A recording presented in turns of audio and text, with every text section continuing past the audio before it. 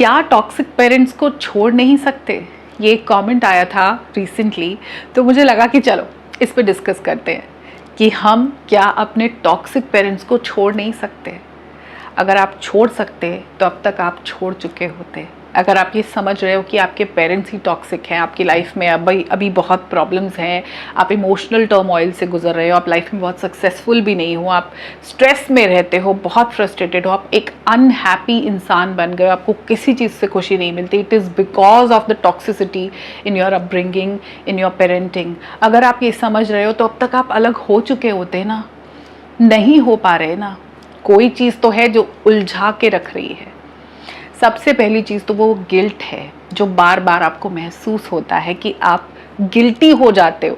माँ बाप को छोड़ दे, माँ बाप जन्म देते हैं, पैदा करते हैं, पालते पोसते हैं, बच्चों को स्कूल भेजते हैं, एजुकेशन प्रोवाइड करते हैं, अपना बेस्ट करते हैं, और जब बच्चों की बारी है तो वो माँ बाप को छोड़ दें। क्या ये फीलिंग्स नहीं आती आपके मन में? पहले तो मैं ये बता दूं कि सबको ये फीलिंग नहीं आती। अगर आपको ऐसा लग रहा है कि सब बच्चों को आती है तो नहीं। कुछ माँ बाप अपनी परवरिश में इतना कॉन्फिडेंस भरते हैं बच्चों के अंदर कि बच्चों को ऐसा कभी नहीं लगता कि वो रिस्पॉन्सिबल हैं अपने पेरेंट्स की हैप्पीनेस और उनकी लाइफ में कुछ भी अच्छा करने के लिए।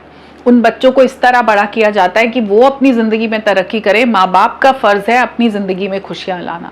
लेकिन आप एक बहुत मैनिपुलेटिव इन्वायरमेंट में पड़े हो, जो आपको मैनिपुलेट किया गया है कह कह कर कि आप पे बहुत एहसान किया है, आपका जो परवरिश की है ना, बेसिक स्कूल की एजुकेशन, पढ़ाना लिखाना, खाना पीना तक का एहसान आप पे चढ़ाया है कि तुमको अच्छा खिलाया, तुमको 2 टाइम दूध पिलाया, तुम्हारे स्कूल की फ़ीस भरी, तुमको कॉलेज भेजा, तुम्हारी शादी करी, तुम्हारा ये तुम्हारा वो।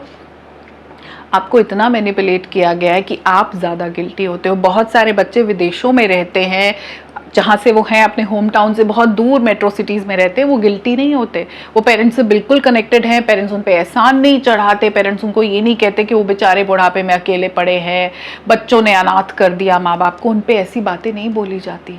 तो सब बच्चे गिल्टी नहीं होते। अगर आपको लगता है कि आपके पेरेंट्स टॉक्सिक है तभी आप गिल्टी फील कर रहे हो, वो गिल्ट आपको अलग नहीं होने दे रहा। बिल्कुल अलग हो सकते हैं। बहुत सारे लोग ऐसा बोल्ड स्टेप लेते हैं, कम लेते हैं पर लेते हैं।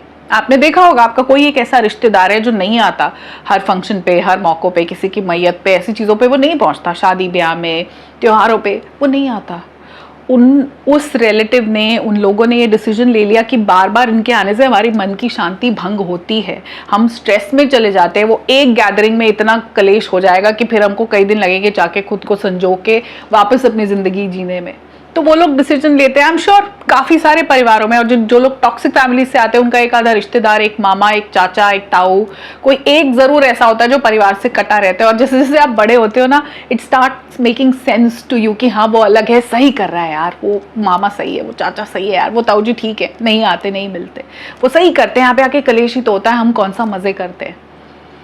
तो आपने अगर वो बोल्ड स्टेप नहीं लिया है तो आप कहीं अटके हुए हो ना, उलझे हुए हो।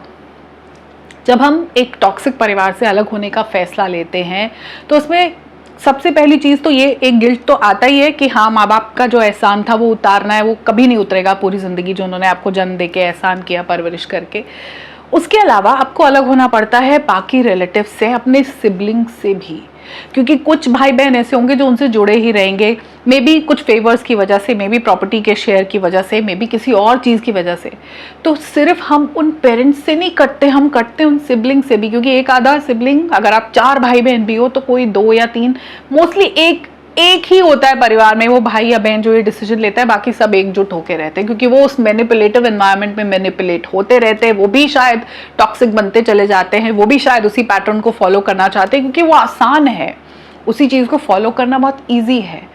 तो आप उनसे अलग नहीं हो पाते कि बिकॉज ये लोग जो है ना, जैसे चेस के गेम में नहीं होते अलग अलग कुछ प्यादे घोड़े, ये उनको चलाने वाले वो माँ बाप है, वो जहाँ रख देंगे बच्चे वहीं चलेंगे, इतना डोमिनेट किया हुआ है उस पेरेंटिंग में।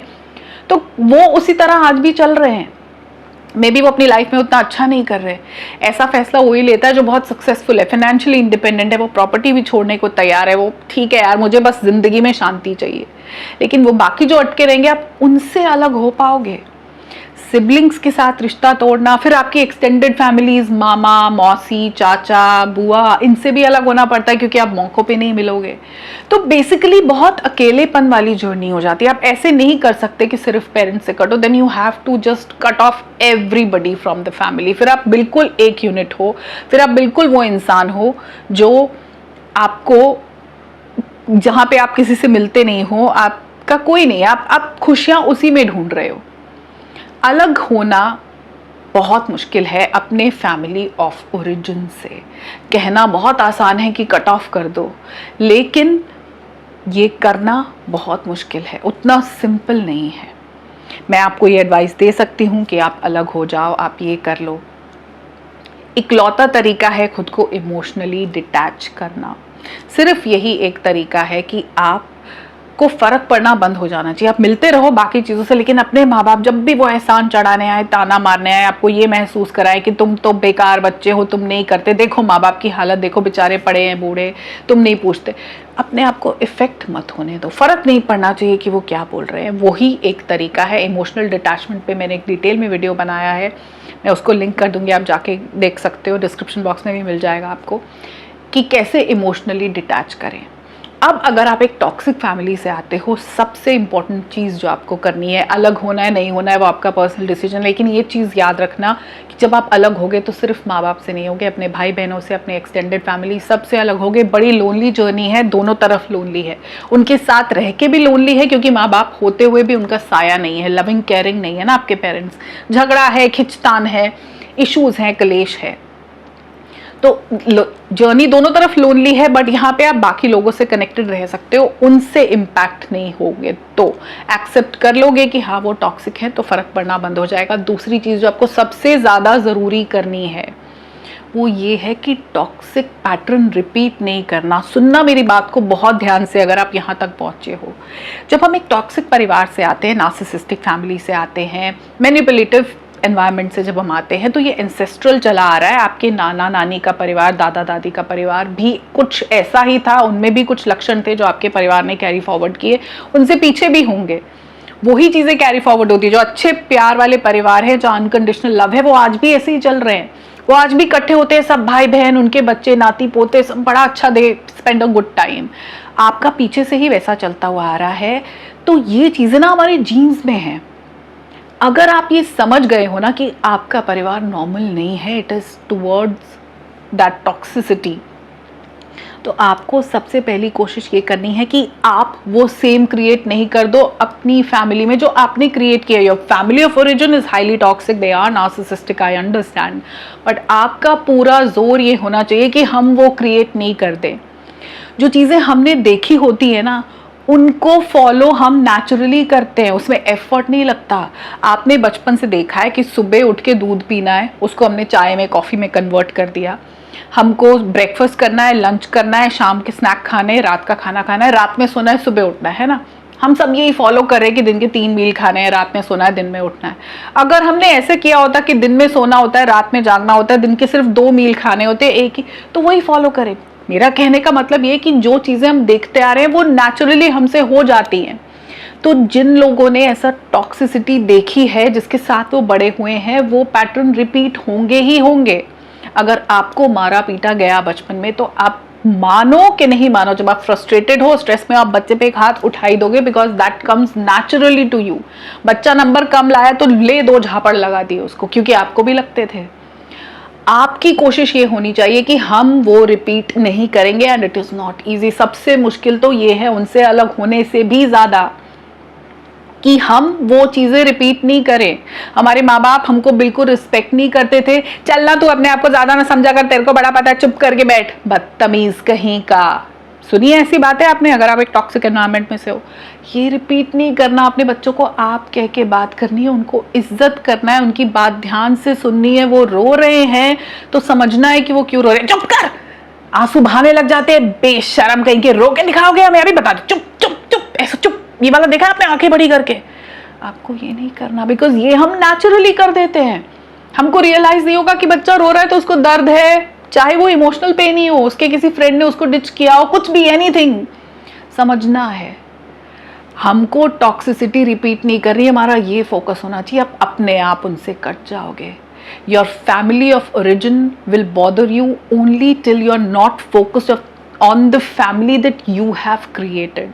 अगर आपका पूरी जिंदगी का मकसद है कि जो परिवार मैंने बनाया, मेरी बीवी, मेरा हस्बैंड, मेरे बच्चे, ये सेफ रहेगा, इसकी शील्ड मैं हूं, तो आपको फर्क नहीं पड़ेगा वो क्या करे। आप मिलते भी रहोगे, विल बी अनबॉदर्ड, बिकॉज अब आपको इनको प्रोटेक्ट करना है।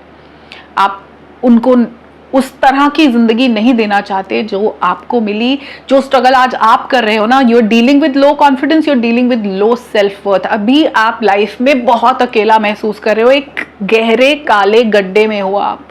आपको हर दिन खुद को उसमें से निकालना पड़ता है बेसिक रूटीन फॉलो करने के लिए, ऑफिस के काम करने के लिए। वहीं लोग सक्सेसफुल हो रहे हैं, you know, they are holding presentations, they are getting promotions and they are doing fine, and you feel why am I in such a dark pit, because you come from a toxic family. अपना focus shift कर लो कि मुझे अपने बच्चों को ऐसे नहीं पालना, और उसमें बहुत मेहनत लगेगी, हाथ रोकना पड़ेगा, जबान रोकनी पड़ेगी, बहुत सारे पैटर्न रिपीट होंगे, उनको छोड़ना पड़ेगा, और साथ में बहुत बार माफ़ी मांगनी पड़ेगी। अगर आप सिर्फ माफ़ी मांग लोगे ना अपने बच्चे से, मैंने तुम पे हाथ उठाया, मेरी गलती है बेटा, मैं आज ऑफिस में बहुत स्ट्रेस से आई थी, बहुत स्ट्रेस से आया था, या मेरा आज इशू हो गया किसी रिलेटिव के साथ, मैं नहीं तुम्हारा दर्द समझ पाई, I am sorry, it is my fault. आपकी गलती नहीं है। बच्चे तो गलतियां करते हैं, हमको क्या ये बात पता नहीं है? बच्चे नंबर भी कम लाएंगे। हमारा जो एजुकेशन सिस्टम है ना, उसमें सिर्फ 2% बच्चे हैं जो पढ़ के कुछ नंबर ले आते हैं, 98% बच्चे स्ट्रगल करते हैं। It's a stupid education system and we know that. हम अपने बचपन में स्ट्रगल नहीं कर रहे थे, it was so hard. Maths बहुत बच्चों को अच्छा नहीं लगता, किसी को अंग्रेजी समझ में नहीं आती, किसी को एसएस इतना बोरिंग लगता है, किसी को साइंस नहीं पल्ले पड़ रही, लैंग्वेजेस इतनी हार्ड है। हिंदी जो हम बोलते हैं लेकिन लिखते हुए पता नहीं क्या हो जाता है, आपको नानी याद आ जाती है। It is actually very complicated. Education system ऐसे नहीं होते। I have done my masters in education, so I have studied education systems of different countries. इतने अच्छे सिस्टम है, लर्निंग बाय डूइंग है, उनको गार्डन में ले जाके छू के दिखाते हैं, ये प्लांट है, ये देखो ग्रीन है तो क्लोरोफिल। हमें सब किताबी पढ़ाते हैं, हमारा सिस्टम बकवास है। बच्चे इसमें परफॉर्म नहीं कर सकते। आप एक बच्चे को 10 सब्जेक्ट दे देते हो, हर बच्चे का एक ही टैलेंट है, और जो उनका टैलेंट है उसको कोई नर्चर करता नहीं है। अगर कोई बहुत अच्छा वक्ता है, ओरेटर है, उस बच्चे के अंदर स्किल्स है, मास कम्युनिकेशन, पब्लिक स्पीकिंग के, कोई तवज्जो नहीं। डांस अच्छा करता है, कुछ नहीं। पेंटिंग अच्छी करता है, आर्टिस्ट बनेगा क्या? छोड़ना। हमको 3 स्ट्रीम में बांट दिया, सिस्टम बेकार है। पर फिर भी बच्चे पिटते हैं नंबर कमाने पे। इतना बड़ा इशू है बच्चे की, क्लास 1 से 12th तक कॉम्पिटिटिव एग्जाम, कॉलेज तक यही क्लेश घर में है। हमको रिपीट नहीं करना। We have to be gentle, we have to be empathetic, we have to be understanding, कि हम अपने बच्चों को समझे। हमको वो टॉक्सिसिटी पास ऑन नहीं करनी जो नेचुरली हो जाएगी। हम भी फ्रस्ट्रेशन में उनको गलत बोल देंगे, गाली गलौज कर देंगे, गलत बोल देंगे, अगर हमारी पेरेंटिंग में वो हुआ है तो। किताबें पढ़ो, सीखो पेरेंटिंग। अभी तो देखो यूट्यूब है, अभी तो बहुत सारे सोशल मीडिया पे प्लेटफॉर्म्स हैं, they are telling you how to raise your child. हमको बस उन पैटर्न्स को यहीं शट डाउन करना है, और जहाँ रिपीट हो रहे हैं माफ़ी मांग लो। आप ये सोचो कि अगर आज आपकी टॉक्सिक फैमिली, आपके टॉक्सिक पेरेंट्स आके आपको ये कह दे, बेटा मुझसे बहुत बड़ी गलती हो गई कि हमने उस वक्त तुम्हारे साथ समय नहीं बिताया, तुमको फोर्स किया डॉक्टर बनने के लिए, तुम बनना नहीं चाहते थे, बहुत बड़ी गलती होगी। आज एहसास होता है कि तुमने अपनी खुशी का कोई कोर्स किया होता तो तुम आज खुश होते। तुम्हारे चेहरे पे उदासी दिखती है बेटा, दिल दुखता है, तो आपको कैसा लगेगा? कितना अच्छा महसूस होगा कि वो समझ रहे हैं। लेकिन ऐसा होने वाला नहीं। वो क्या कहते हैं, अरे तुम कुछ और कर ही नहीं सकते थे, तो हमने बता दिया, तुम्हारे बस की नहीं थी, तुम कुछ और किसी लायक ही नहीं थे, तुम थे इतने नालायक कि तुमको हमने ये बिजनेस स्टार्ट करके दिया, तुम्हारे बस का कुछ था नहीं, ये तो हम चला रहे हैं तुम्हारी जिंदगी। कितना हर्ट होता है। सिर्फ माफ़ी मांग लो, उनको समझ लो, एम्पैथेटिक हो जाओ। Don't be a narcissistic yourself, because मैं बता रही हूँ ये पैटर्न बड़ी इजीली रिपीट हो जाते हैं। जो हमने देखा है वो as it is copy paste कर देते हैं।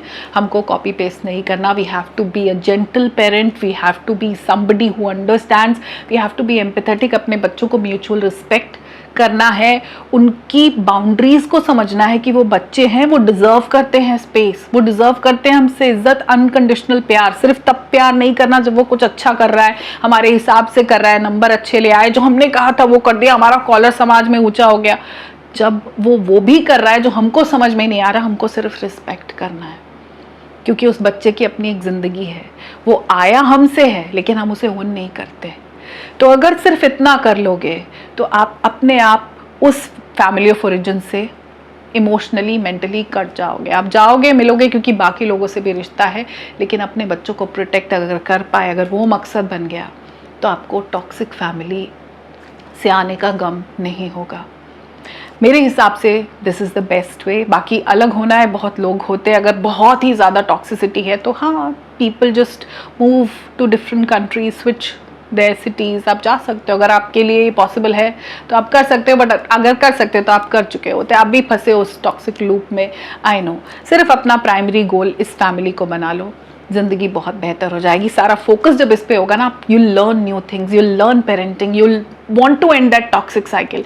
आपकी ज़िंदगी सॉर्टेड है, आप खुश हो जाओगे, आपको अच्छा लगेगा अपनी बगिया के फूलों को पनपते देखना। अपने बच्चों को अच्छी परवरिश जब आप दोगे तो आपको बहुत अच्छा लगेगा। बाकी इस सब में अपना ध्यान रखना मत भूलना। आप भी डिज़र्व करते हो हैप्पीनेस, केयर, लव। आप भी इस टॉक्सिसिटी से अपने आप को भी प्रोटेक्ट करो। आप एक अच्छी सुकून वाली सुख भरी ज़िंदगी बिल्कुल डिज़र्व करते हो और अपने लिए वो क्रिएट भी कर सकते हो। All the best to you.